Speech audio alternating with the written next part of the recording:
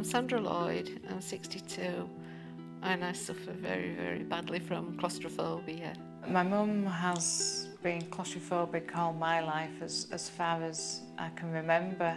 It hasn't been easy for her, you know, she's frightened of practically everything. Anywhere that I've never been before, I've got to sort of go and suss it out so that I know before I go in, I need to know where I can get out. And I know it's so stupid and so irrational, but I get so hot and sweaty and I feel sick and I can't breathe. Her husband of 29 years, Ron, has grown used to her condition. As I got to know more and more and different incidents happened, then I realised really how claustrophobic she really was, that it could impinge on her life and restrict her what she wants to do. Sandra cannot go anywhere she feels confined. We used to live down in Bracknell in Berkshire, and we're so close to London, and I used to go up to London for my work a couple of times a week. But even though it meant more expensive and a long trek round, I couldn't go on the underground or anything. I do feel that she misses out on such as holidays. I think she would maybe like to go abroad or just once even, just to try it, you know. I've never been on an aeroplane in my life, you know, all that sort of thing. And it really can be really debilitating at times. It is hard to understand if you haven't been through it, but when you're living with someone who has claustrophobia, then you come to understand and appreciate how hard it is for that person. Any small space can make her phobia worse. Very, very bad with public toilets because I can't close the door. But I always have a big handbag and you shove it behind the door, don't you? She's all right in toilets where there's plenty of cubicles when you walk in, but if it's a single toilet where there's only one cubicle and you've got to lock the door, that's not, she can't do that. Even getting into a vehicle is difficult for her. When I get into the car, if the engine's not switched off, the door has to be open. And I usually have the window down when we're driving. And so it is difficult. Right. Okay. 5 years ago, Sandra was diagnosed with bowel cancer. Her condition is no longer curable. Before I was ill, I used a lot of avoidance, where I think most phobics do, and I could not do things. But since I've been ill, it's highlighted so many things for me. Things that I can't avoid, you know, things that have to be done, and I just have to do everything the hard way. There's you know, even a trip to the hospital, it's like a military operation. It's so scary. I remember the first time they wanted to have an MRI scan, and she tried it, but she just couldn't do it whatsoever, and she was crying and everything. She says, I can't do this. You can't explain it. It's as if you're going to die there and then. It's so awful. It really, really is. It's not something you'd wish on your worst enemy. It hurts me. I don't like to see her suffering like that. I don't like to see the turmoil, what she's going through, what the claustrophobia does for her. I'm so scared that you know, if it comes to that part of my life, and I'm just going to be kicking and screaming because they're putting me in a lift or something. You know, I've got to try and get it right. Sandra's fear of lifts makes each hospital visit a terrifying ordeal. When she had an operation to remove an adrenal gland, the next day she had to go back up to the ward where she originally came from, which was one floor up. And she would not go up in a lift. I'd got nasogastric tubes, I'd got one of those in. I'd got a morphine pump, I'd got oxygen, and I'd got drains and catheters and everything. And the doctor came and said, oh, we'll get you up to the ward today. And I'm thinking, how on earth am I going to do that? And I think there's about 36 steps on 3 separate levels, if you know what I mean, as you go up to the land. There were 4 nurses and they carried all my drains and my tubes, and then we did the steps and they carried all my tubes and my pipes and my everything. I just don't know how she did it, and everybody that saw it happen and know, just think, oh, it was just about impossible. How did she properly manage it when she'd had such a major operation? She got about 56 metal staples in her stomach and everything, and that's how bad she is. I managed it. It took about 40 minutes to get up. We're only 1 flight, luckily. And with her claustrophobia, I just don't know how she's got so much strength to get through that. She inspires me. Her family are desperate for her to get help and end her suffering. It's really difficult for me to watch her sometimes. I mean, I feel that she's going through enough at the moment with all her illness. So really, you know, this needs to be sorted so it can at least help her a step forward at least, you know. I think being able to go in a lift was the most valuable thing that could happen for her. If things could change, it would just be, I don't know, it would mean an awful lot.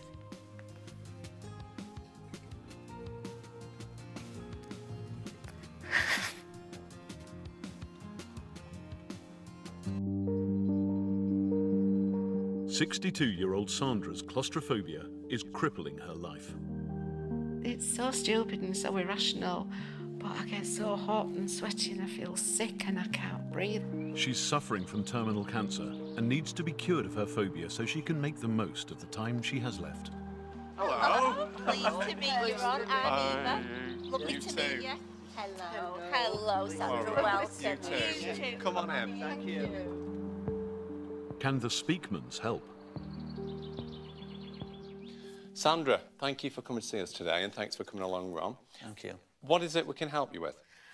I'm very claustrophobic, and I just hope I can get some help. I've been like it all my life, and I've literally had enough of it. I want it to just go away. How does it affect your life? Well, at the moment, it's worse because I'm ill. Before I was ill, I could avoid things. I've never been on an aeroplane. I can't go on a train. I can't go on a boat. Do you mind me asking what the ill health is? Cancer. I've got cancer. You've got cancer? Yeah, I was diagnosed with colorectal cancer 5 years ago, but it's metastatic cancer. It's, you know, we're just sort of following it around. And so what about scans and things like that? Oh, no. Oh, no. Scans are absolutely terrible. For the MRI scans, I can't even get in it. It's like being in a coffin. You can't. I can't do it. Would I be right in saying that you've obviously got the cancer that is, you know, very, very upsetting, but then you've got that on top. Did that actually, for you, make it a lot worse? Could you stop a minute?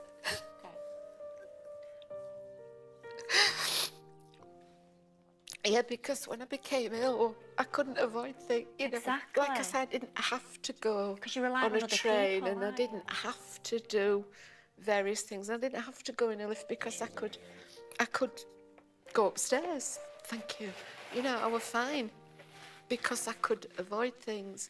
But when it comes to this stage, you can't. No. And you're dependent on other people. And I'm guessing that I know that if ever I've been ill and you are in hospital, you sort of, you do feel vulnerable, and you do feel that you're sort of counting on other people, and that actually you don't have full control of your life. That's You're right. you've got your life is in somebody else's hands. Yeah. And so there's you sort of poorly and trying to fight that, but I'm sure that that was always in the back of your mind, making it much worse. And one thing, it's so embarrassing, but a very big part of it. When you go to the hospital, any hospital, you know, you go up onto oncology and there are plenty of toilets there, but they're individual ones. And so you've got to have that door closed, and I can't. So what you're saying is you cannot really be in a room with the door closed? No, not unless there's windows or anything. You know, if I can get out of a window or something like that. I remember the first time we stayed in a hotel, and I think we're on the second floor. But Sandra, as soon as she gets to an hotel, she's got to look round the hotel, walk round it to find out where the fire exits is and everything like that. And at the night time, she leaves the door open and puts a chair behind the back of it in the hotel room. That's how... I don't know if I'm on ground floor and there's a window that I can sort of... So how would you feel about going to a big hotel then? OK, if we're down on ground floor and there's a window, you know.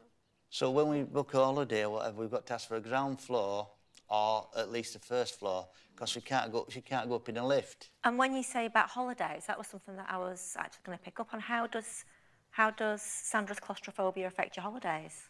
Well, we basically, well, about 8 or 9 years ago, we started going on a coach holiday, because she wouldn't even go on a coach to start with. But in her mind, on a coach is all right, because you can say to the driver, stop, and I can get off. She don't want to get off, but she knows she could get off. Like, we can't go on a train because she can't get off a train, only at a station. Yeah.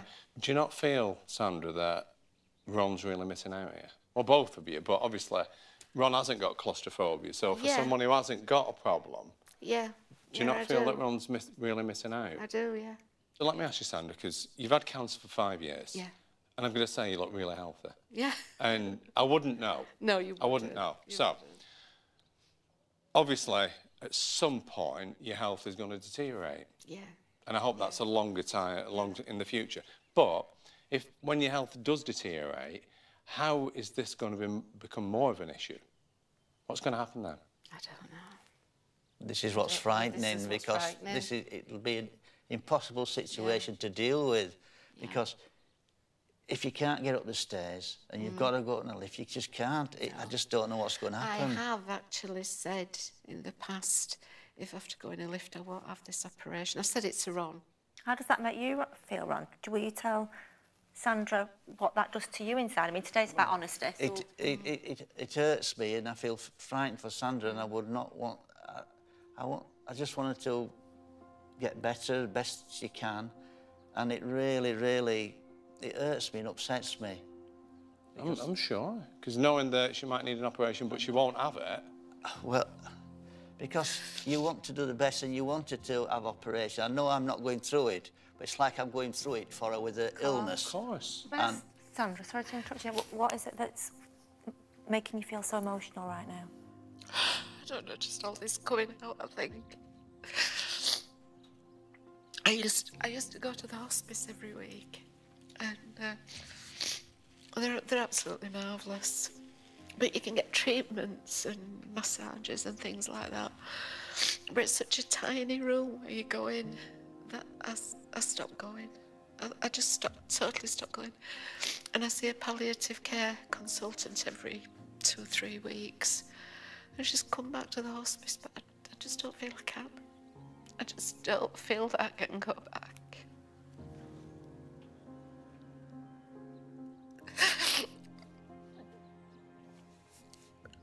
I'm making a mess of this, Sandra. Not at all. Not at all. Oh, I'm sorry. So not at all. It's like, I'm really sorry that you're suffering, because you shouldn't be suffering. You don't deserve it. And forgetting the ill health, this claustrophobia has been going on far too long. It does. It's been all my life. And it needs to stop. It does. I mean, so over the 30 years of marriage that you've had, you must have suffered a lot of anxiety over that period, Ron. I've suffered more since Sandra's been poorly with cancer. Before that, it didn't bother me that much, because we could avoid all kinds of things. He's a good husband, isn't he? It's marvellous. He looks after me. I can see that. Yeah.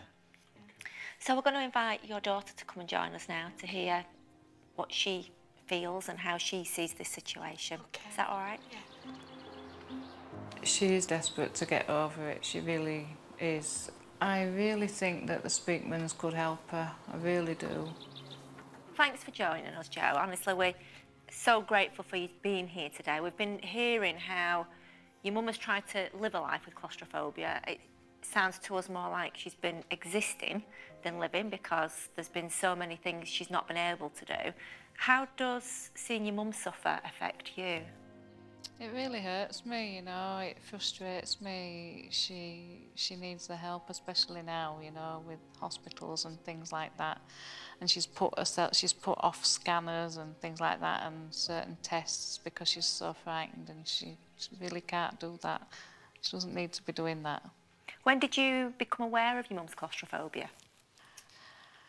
I've always known it, to be honest. I suppose as far back as I can remember, I've always known it. She's never ever gone in a lift or anything like that, but it's really shown me as she's got ill like this just how bad it is. So let me ask you, Jo, what are your worries for your mum's future if she doesn't get over this? It's the hospital more than anything, you know, with the lifts and things, because one of these times you won't be able to walk up the stairs with all your drips and your drains rather than go in the lift, or you might need that important scan and you're just frightened to go in it, and you know, you know, that's how it'll help you, hopefully. And obviously you just want any help that the hospital Yeah, of course, yeah. can provide. Yeah. When I first started being ill, I was ill for about 12 months before I was diagnosed, just a little bit longer. And the GP was treating me for IBS for 12 months, but it wasn't the GP's fault because I've had appointments come through the post and I've thrown them away because I've been so scared. I'm really sorry that you've been frightened for so long. Yeah. Because to have a letter come through, yeah, to go for tests, yeah, and you obviously knew the risks. Yeah, I did. You knew the risks, yeah. And to throw it away really tells me how frightened you are. Yeah, yeah. Mhm. And it's been all my life. It's been my entire life. You know, as far back as I can possibly remember. Today's a good day then, isn't it? It is, and to draw a line in the sand, yeah, I think. Get rid of it. Definitely, definitely. The family have been asked to write letters to each other to say how they feel. Hi Mum, you mean the world to myself, Ian and Lauren. Your claustrophobia has been a huge burden on your life for as long as I can remember. It seems to have gotten worse as time's gone on. You are a very brave lady with everything that you're going through, and we are all immensely proud of you. You're a true inspiration to us all. Good luck, darling. P.S. I can't wait to see you in a lift or on a train. Lol. Thank you. Ron? To my darling wife, Sandra, even though we have lived together with your claustrophobia, it has not stopped us living a happy and fulfilling life together. What concerns me most of all is how hard it is to see you struggle up the stairs when you're going to hospital for an operation or treatment for your cancer. Whatever happens, nothing can ever stop me from loving you, for you are my whole world.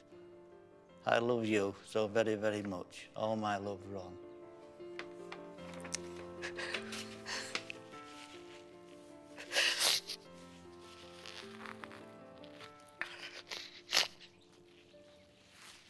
Okay.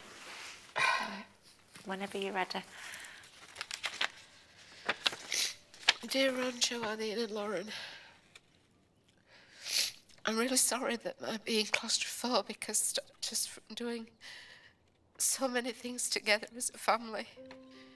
You've all been so supportive, but now I think it's time that this claustrophobia was gone. Although it's a bit late for foreign travel, there are still so many things we can do. Go to a West End show, big museums, shopping centres, train journeys. In fact, anywhere we want. Ron, you won't have to drag me up the hospital stairs because I will be able to use the lifts. I will be able to go to public buildings without First having to find the exits before we go in. Oh, that would be so wonderful, so liberating. Claustrophobia, I will not let you determine my life any longer. Every blessing, Sandra. Oh, thank you. So is today the day? Yeah, today's the day. Yeah. Well, in that case, we're going to say goodbye to yourself, Joe and Ron. Okay. And we'd like you to leave Sandra with us. Okay. And more than ever, we are going to do everything and anything we can because you really, really do deserve this. So you don't think I'm a lost cause? Not at all. Do you know what? Nobody's a lost cause. Good, good. And we'll do our very best.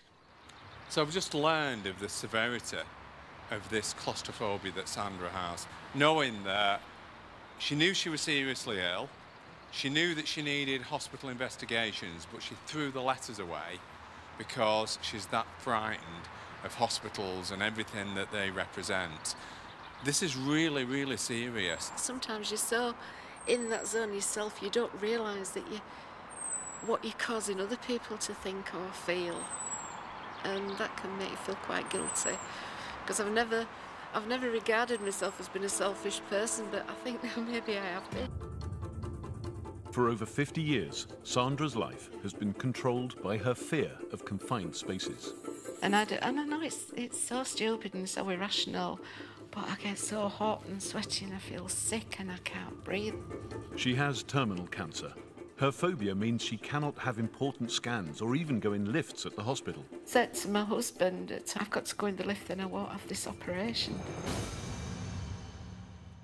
So, Sandra, you've told us that you've had claustrophobia, you said all your life, but we know that that's not entirely correct because no one's born with a phobia. Yeah. So when did it start? I think it would be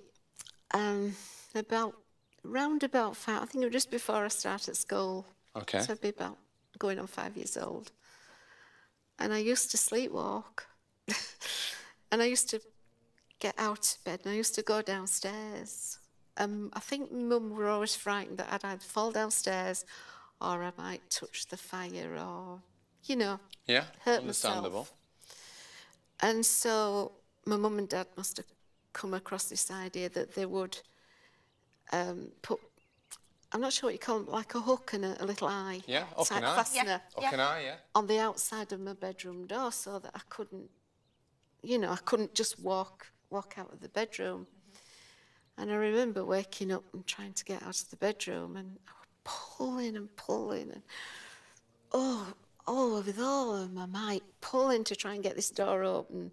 And I was only tiny and obviously I couldn't. Yeah. I was screaming for my mum and dad to come and let me out. And they did. You know, when they woke up and sort of realised what was happening, they did come and take it off.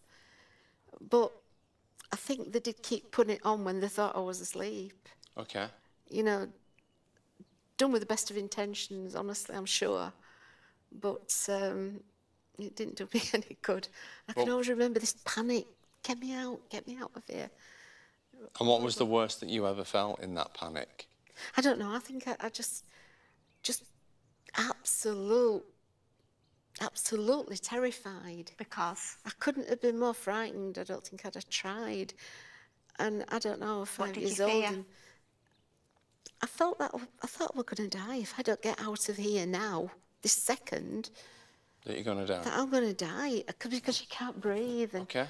You said being locked in that room, you felt like you were going to die. Mm-hmm. You see, but what I'm hearing, because sleepwalking, you could have fallen down the stairs, you could have killed yourself. Yeah. What I'm hearing is that being locked in that room actually saved your life, potentially. Yeah.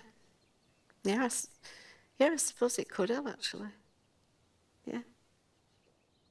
You see, when you consider that, Sandra, that being locked in a room can save your life, all of a sudden, claustrophobia looks entirely different, doesn't it? Mm. Yeah.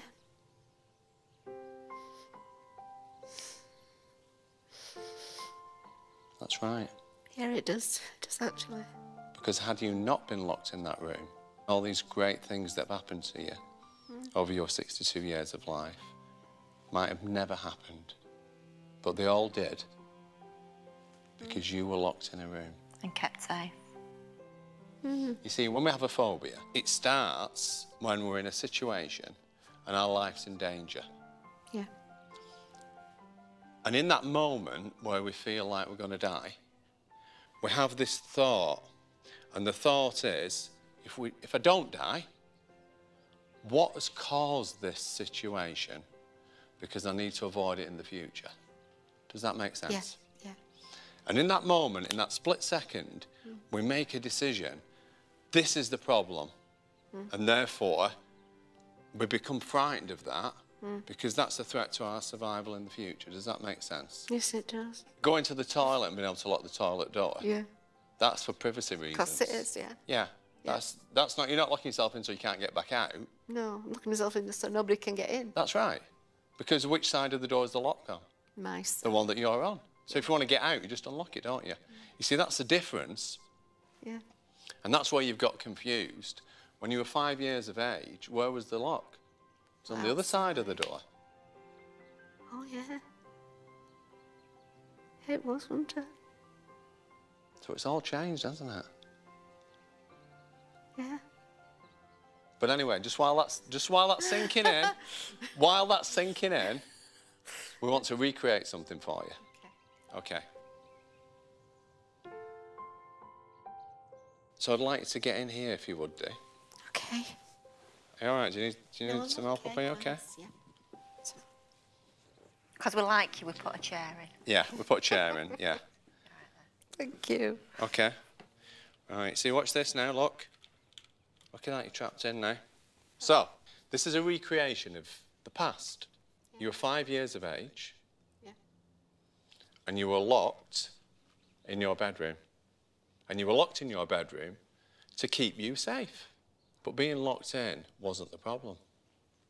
Am I right in saying that when you stopped sleepwalking, suddenly the hook and eye came off the door? Yeah, it did. It did, actually. From the moment you stopped sleepwalking and the hook and eye came off the door, since that moment, when has anyone ever tried to lock you in it anywhere? They haven't. So when I said it's time to grow up, I was serious. Yeah, I know. I know. That's a hard bit, isn't it? You see, once you stop blaming that locked door, Yeah. that moment that you totally let it go, and you realise that locked door was there for your safety. That's the only reason it was locked, for your safety. And as soon as your mum determined that you were safe, that lock went. But you kept it going. Yeah. And when you were 5, you didn't have the ability to unlock the door. Yeah. But guess what? As an adult, right, push the button. Yeah.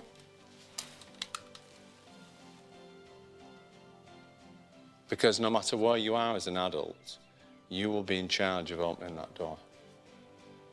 Even in the lift. Even in the lift. So if you're ready to let this go and get your life back, then all you need to do is press this button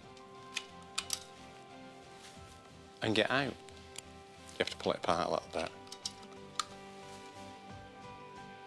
It's as simple as that.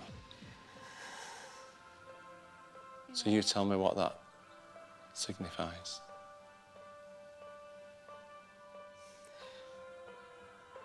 Freedom, I think. Exactly. A bit of liberation. Should we come out? Oh dear. Thank you. You're so welcome. Gosh, I never thought I'd do that. That's just how I feel inside. You know, it's I can see. it's marvellous. Thank you so much. You're welcome. It's nice to be liberated and free, isn't it? Yeah. Welcome to our world. People used to tell me it was because I had to be in control and That's not true. I never felt as though I wanted to control anybody or anything, just myself.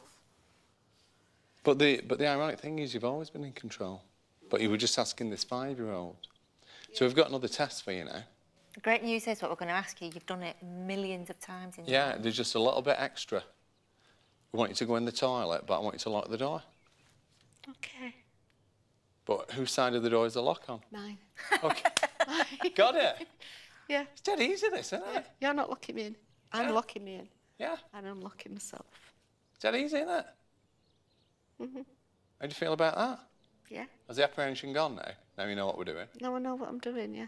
Come on, then. Come on, then. You could physically see the fear just melt away as she walked out of that playpen, and it was a fabulous, fabulous moment.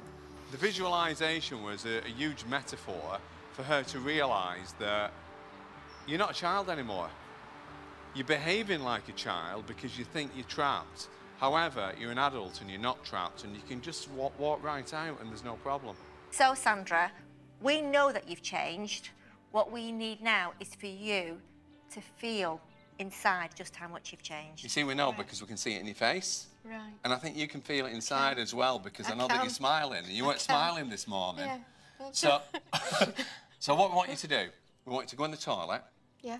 And lock the door. I know you've not done that before, and I know it looks a bit scary for you, but we'd like to do that. And if you do that okay, then what we want you to do is turn round, because we've got a camera in there, and when you turn round, I'm going to switch the light off. Okay. If you shout, I'll switch it back on. Yeah. But we're just, because we know that part of this, it happened in the dark. You were sleepwalking. Yeah. So we need to make sure that you can lock the door. If you can lock the door in a room with no windows, yeah, and we can turn all the lights off, yeah, then we'll all know that you're perfectly okay, won't we? And you've had 57 years of evidence of being uncomfortable and having anxiety. Yeah. We now need to give you evidence in the opposite way so that you can leave here feeling rest assured it's gone. Okay, so you go in and lock the door. Just shout out if you're not happy at any time. Oh, well.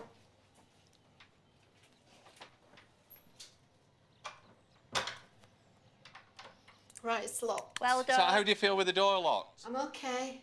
Fabulous, okay. So we're going to now turn the light off. Are you ready? Okay. And we're going to count to 5. I can see you on the monitor now. Okay, so here we go. You ready? We can see you. Okay, so... How do you feel? I'm all right. Okay, no, just don't count. So, any anxiety? Just a little bit, but I'm all right. Is that, can I ask you though, is that anxiety or apprehension because you've never done this before? Apprehension, it's more apprehension. All right, right answer. You see, the thing is, it is apprehension. So the thing is, the light's off there, but and I'm in charge of the light because it's on the outside of the toilet. Yeah. But ultimately, who's in charge of the door and coming out? Me. I'm Well actually starting to feel a bit more relaxed now. You see, because ultimately you're always in charge. Yeah. Because the lock is on which side of the door? My side of the Absolutely, it's on your side. So you're always in charge. So let me put the light back on. Right. And you just come out when you're ready. Right. How was that? I did it! That was amazing! How'd you feel? Oh, I can't believe it. I did it. Brilliant. Well done! In the dark, door locked. I started to feel a bit anxious and then But there's I'm relaxed. There's a difference between anxious but and I'm apprehension, relaxed. because if you know, who'd have thought you could... When you came here today, and if I would have said to you, I'm going to put you in a toilet... I'd have run out of that door. I would have run out of that door. Gosh, I can't. Thank you. Thank you so much. Thank you, thank you. Thank you, Eva. I'm so happy for you. That was the moment when it went. 57 years of fear totally went in that moment. And they've said that it's not something that will come back because it's gone. It's not a, oh, it'll last for a week or two. It's gone. It's gone forever. You know, and it's it's so good. And she was absolutely fine. And then obviously she came out and we all got quite emotional and quite euphoric because we knew at that moment that Sandra had been set free. An overwhelming fear of being confined in small spaces has been dominating Sandra's life since she was a little girl. As if you're going to die there and then. It's so awful. It really, really is. During treatment with the Speakmans, she managed to overcome her phobia for the first time ever. I did it! Oh, that's amazing! Now she's got one more challenge ahead. Oh, I can't believe it. So, Sandra, final test. Right. See, we're going right up there, and we've got someone up there waiting for you. Right up there. How does that sound to you? Yeah, come on, let's And guess go. how we're getting up there? Oh. The lift. Yes! Come on. So, Sandra, we said that you were going to go and see somebody. This is how we're going to get there. Do you know what this is? It's a lift. It's a lift. Are we going for it? Are you ready? Are you going in first? Yeah. Going up. Oh, where will we get in? Let me hold the door. How are you feeling? Okay. Can you believe it? You're in a lift? You in a lift? I can't be. Are you in shock? I'm going complete denial. It's an incredible moment for a woman who's been petrified of lifts her entire life. I'm okay. You are? I'm okay. I am. I'm okay. I'm all right. And that's because you're 62 and you're not 5 anymore. Isn't it? I know. I'll crawl to that little girl, won't I? This is going to be and make such a difference now, isn't it, for you? I'm so pleased for you. She's there. She's right in the lobby. Look at that. Look at that. You've travelled in a lift and you made First it. time. Is it first time ever?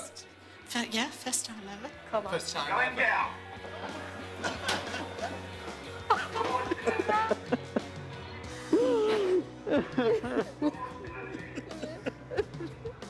Oh, God. That's fantastic. How do you feel? Fantastic. Well, we don't, thank you. It was the new up here. That's wonderful. I know. Can you believe it? Are you going to do it again? Oh, girls who haven't seen it, never. Thank you. This is the moment they've all been waiting for so long. Thank you. Well, You were miracle. she behaved. You weren't expecting that, were you? I'm not. We were Wilson now. Thank you so much. You're very welcome. You're very welcome. I've got something for you now.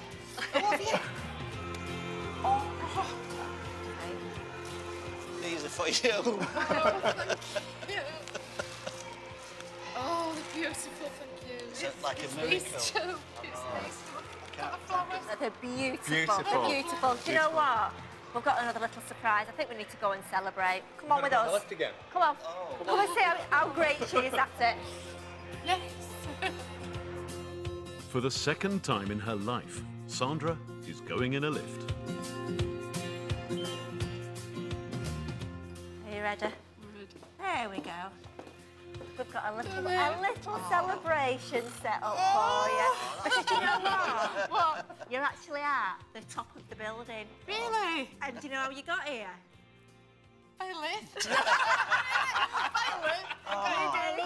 Absolutely wonderful. Come on, You've been I able think to it's say time that to before, have celebrate. you? No, that's a high tea. That was one It of is? my bucket list things. Oh, well, there you go. Honestly. We didn't even know that. Yeah, that were one of my bucket list things, a high tea. Go on in. Looking at Sandra now, you can see facially she looks totally different to the lady that came to our house this morning. And I know that, you know, probably she was anxious about the whole thing and what was going to happen, and maybe we're going to put her in a box and test her or something. So I get all that, but definitely she's changed. She's changed, and her life is going to change for the better. Do you know what? You've waited 62 years for this, haven't you? If you can't celebrate when you've been waiting 62 years for something. Been a long time coming, but worth it Hasn't now. it? It's here. Oh! There you go. I feel really free. I feel as though there's been a really tight band just snipped out, and everything's okay. It feels good. The top of the building. Top of the world. The very top, huh?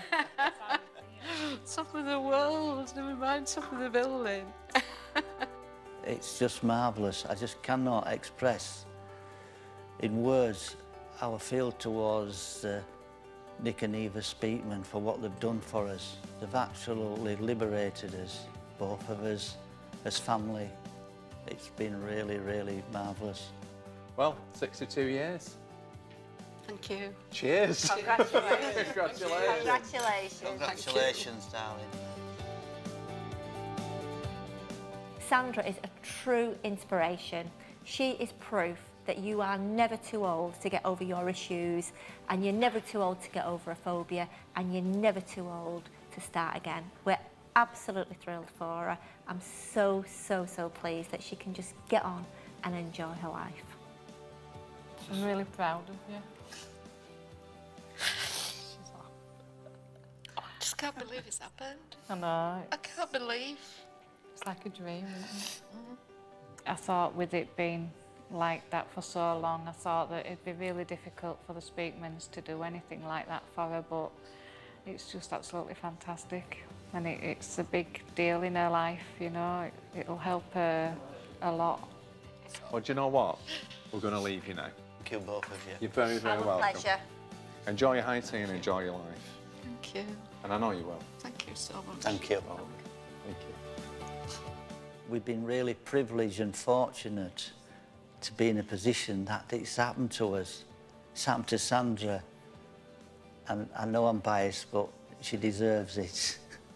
The maze doesn't even begin to cover it. It's just bigger than me, bigger than anything I've ever experienced.